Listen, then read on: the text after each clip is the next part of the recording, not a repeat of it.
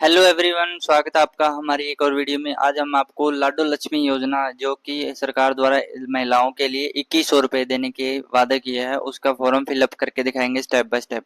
अभी तक आपने हमारे चैनल को लाइक एंड सब्सक्राइब नहीं किया तो कर दें। तो चलिए बिना देरी करते हुए आपको लाडो लक्ष्मी योजना का फॉर्म भर के दिखाते हैं ऑनलाइन। तो सबसे पहले क्या करना है, अपने प्ले स्टोर पे जाना है। प्ले स्टोर पर जाने के बाद यहाँ वहाँ पे आपने सर्च करना है दीन दयाल लाडो लक्ष्मी योजना। उस ऐप को इंस्टॉल कर लेना है। इंस्टॉल करने के बाद आपके सामने उस को ओपन करना है। ओपन करने के बाद आपके सामने इस प्रकार का इंटरफेस खुल के आ जाएगा। आने के बाद आपके सामने आगे एक ऑप्शन आएगा, यहाँ पे आपने मोबाइल नंबर डाल देना है। मोबाइल नंबर डालने के बाद लॉगिन पर ओके करना है।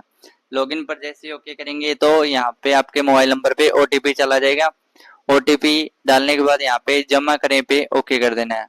ओके करने के बाद उसके बाद आपने नीचे के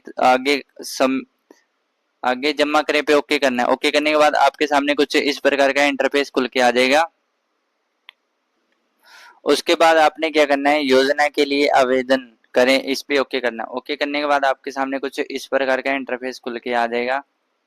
तो आपने क्या करना है, यहाँ पे अविवाहित के लिए ये डॉक्यूमेंट सभी लगेंगे और विवाहित के लिए यहाँ पे टिक करके आप चेक कर सकते हो। उसके बाद आपने क्या करना है, आगे बढ़े पे ओके करना है। जैसे आप आगे बढ़े पे ओके करेंगे तो आपके सामने कुछ इस प्रकार का इंटरफेस खुल के आ जाएगा। पहला चरण, दूसरा चरण, तीसरा चरण, चौथा चरण और पांचवा चरण और छठा चरण। तो आपने ये चरण सारे कंप्लीट करने हैं, उसके बाद आपका फॉर्म सबमिट होगा। तो हमने क्या है, आगे बढ़े पे ओके करना है। आगे बढ़े पे जैसे ओके करेंगे तो हमारे सामने इस प्रकार का इंटरफेस खुल के आ जाएगा। तो हमने यहाँ पे पूछा गया आपकी वैवाहिक स्थिति, अगर आप विवाहित है तो विवाहित पे ओके करना है, अविवाहित है अविवाहित पे ओके करना है।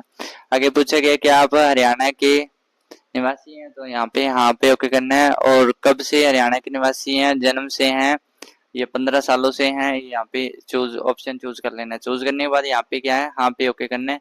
ओके करने के बाद यहाँ पे आपने हरियाणा रिहायशी का नंबर डाल देना है, जो कि रेफरेंस नंबर जो हमारे क्या है, हरियाणा रिहायशी प्रमाण पत्र पर कॉर्नर में लिखा होता है। तो उसके बाद हमने क्या है, आगे करना है। उसके बाद हमने वेदिका का, उसके बाद यहाँ पे आवेदिका यानी कि कैंडिडेट जिसका हम फॉर्म भर रहे हैं उसका यहाँ पे आधार कार्ड नंबर डाल दें। डालने के बाद यहाँ पे सत्यापित करें पे ओके करना है। सत्यापित करें पे ओके करने के बाद यहाँ पे उसके नंबर पर यहाँ पे ओटीपी चला जाए। ओटीपी जाने के बाद यहाँ पे जमा करे पे ओके करना है। जमा करे पे जैसे ओके करेंगे तो यहाँ पे उसकी सारी डिटेल यहाँ पे शो करने लग जाएगी। और उसके बाद हमने क्या है, यहाँ पे सारी डिटेल अच्छे चेक करने के बाद यहाँ पे पुष्टि करें पे, अगर कोई डिटेल सही नहीं है तो यहाँ पे नहीं पे ओके करना है, अगर सही है तो यहाँ पे ओके करना है और आगे बढ़े पे ओके करना है। आगे बढ़े पे ओके करने के बाद यहाँ पे पूछा गया है, अगर आप जो कोई ऑप्शन सही नहीं है यहाँ पे नहीं भी ओके करेंगे तो अगर कोई सा चीज सही नहीं है यहाँ पे वो चूज कर लेना है, अगर सही है तो यहाँ पे ओके करके आगे बढ़ना है। आगे बढ़ने के बाद यहाँ पे पूछा गया है क्या आपका वर्तमान पता दिया गया है सही है, तो यहाँ पे हाँ पे ओके करना है। और उसके बाद यहाँ पे अपना नीचे की तरफ आते हैं, यहाँ पे अपना क्या है, पति का आधार कार्ड नंबर डाल देना है। पति का आधार कार्ड नंबर डालने के बाद पति का नाम क्या है वो नाम यहाँ पे डाल देना है। डालने के बाद यहाँ पे पूछे पति का डेट ऑफ बर्थ वगैरह ऑटोमेटिक यहाँ पे दिखाने लग जाएगा। जैसे आप सत्यापित करें पे ओके करेंगे तो उसके बाद यहाँ पे पूछा गया है, उसके बाद यहाँ पे पूछा गया वेदिका का रोजगार की स्थिति, यानी कि अवेदिका क्या काम करती है।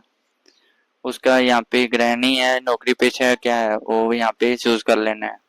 और यहाँ पे उसकी आयु का ऑप्शन आ रहा है तो यहाँ पे आयु डाल देनी है, आयु आय डाल देनी है। अगर नहीं आ रहा तो यहाँ पे जमा करने पे ओके करना है। ओके करने के बाद यहाँ पे पहला चरण कंप्लीट हो जाता है। उसके बाद हम दूसरे चरण में आ जाते हैं।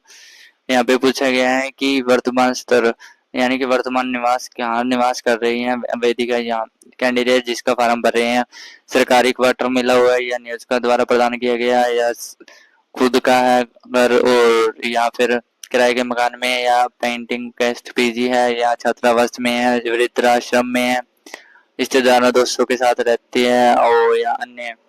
तो जहाँ पे रहती है वो ऑप्शन यहाँ पे इनमें से चूज करने के बाद आगे बढ़े पे ओके करना। आगे बढ़े पे ओके करने के बाद यहाँ पे जन्म के समय माता पिता का अवश्य पता, यानी कि माता पिता कहाँ पे रहते हैं उसका एड्रेस डाल देना है।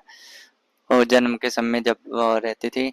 और यहाँ पे क्या है, वो उनका राज्य, जिला, ब्लॉक और गांव का नाम और मकान नंबर और पिन कोड डाल देना। डालने के बाद यहाँ पे क्या करना है कि आगे बढ़े पे ओके करना है। ओके करने के बाद यहाँ पे आपके सामने बिजली कनेक्शन नंबर डालने का ऑप्शन आ गया।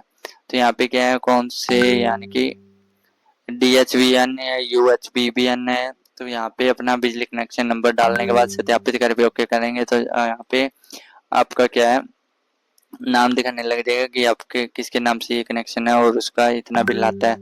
यहाँ पे उसके बाद जमा करें पे ओके करना है। जमा करें पे ओके करने के बाद हमारा दूसरा चरण कंप्लीट हो जाता है। उसके बाद हमने क्या, तीसरे चरण में आ जाते हैं। यहाँ पे पूछा गया माता पिता जीवित है, जीवित पे चुन ओके करना है, और मृत है तो मृत पे ओके करना है। मृत पे ओके जीवित है तो जीवित पे ओके करने के बाद यहाँ पे पिता का आधार कार्ड नंबर डाल लेना है और उनका नाम डाल लेना है। नाम डालने के बाद यहाँ पे माता का पूछा गया तो माँ जीवित है तो जीवित पे ओके करके उनका आधार कार्ड नंबर डाल देना है और उनका नाम डाल देना है। नाम डालने के बाद यहाँ पे जमा करे पे ओके करना है। जमा करे पे जैसे ओके करेंगे तो यहाँ पे आगे सास ससुर का ऑप्शन आ जाता है। यहाँ पे सास ससुर मृत है तो मृत पे ओके करना है और उसकी डिटेल डाल लेनी, कब मृत्यु हुई है, और अगर जीवित है तो जीवित है तो उनका आधार कार्ड नंबर डाल के उनका नाम डाल देना है।